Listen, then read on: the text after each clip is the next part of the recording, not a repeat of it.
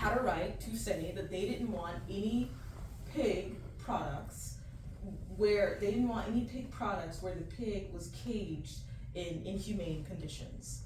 Well, you had other states that said that's not okay, that's not right, that's not fair, because California has such a huge population. And so if California voters are saying that they don't want pigs produced in this way, well, number one, that's cutting into our profits, which ultimately that is the main complaint, really, and every other complaint is just an offshoot of that. But what they're saying is, this isn't fair, this is going against free market, and we're gonna have to overturn our entire system. And the Supreme Court held that California voters have a right to desire this type of product. And so if they want pigs that were not caged in gestation crates or other cruel systems, well, the whole thing is cruel, but animal welfare, sort of incremental gains. So if California voters are saying, look, we want 24 square feet instead of 16 to 18 square feet, the Supreme Court said, you have to abide by that. So you either change or you will lose money in California. And so we had people in our clinic who advocated for this and who wrote comments, etc. And because of a lot of the work that the clinic did, we were able to, and the research and the discussions and the legal advocacy, this win was had. So amazing work. Okay, one more thing. So recently, one of the professors who I mentioned, Professor Stilt, she wrote an amicus brief. I told you I'd get back to an amicus brief. An amicus brief is just basically a brief for the court. So a brief is sort of like, for lack of a better word, let's look at it like an essay. An essay, but an argumentative essay. Is anyone in AP Lang? Yeah, so similar okay. So yes.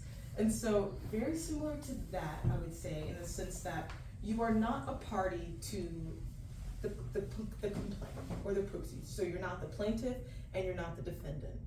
But you do have enough information, enough knowledge, expertise to speak on the matters of the case. And so you're saying, look, for instance, I'm a professor at Harvard Law. I'm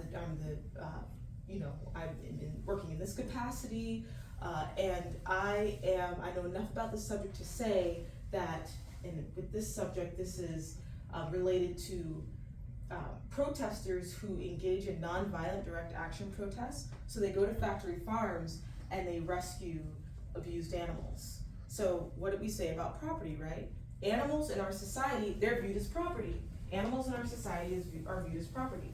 And so because animals in our society are viewed as property, if you go to a factory farm and you see animals being cruelly treated and you take them, it's viewed as stealing and trespassing and not rescuing.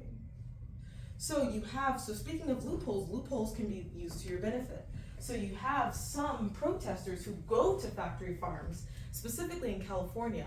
California has a law that says if you see an animal being mistreated, so say an animal is in a hot car, sweltering hot, that animal's probably gonna pass out and die, you have the right, sort of similar to like a Good Samaritan clause, you have the right to bust open the windows, take the animal, say you're taking it for yourself or something like that, but you have the right to take the animal and say, look, I took this animal because it was going to die.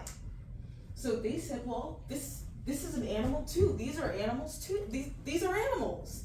So why can a dog be protected or a cat, but not a chicken at a factory farm? Well, in our society, animals that are regarded as food do not get the same protections. So, for instance, with the Animal Welfare Act does not cover factory farm animals, which are like 95% of the animals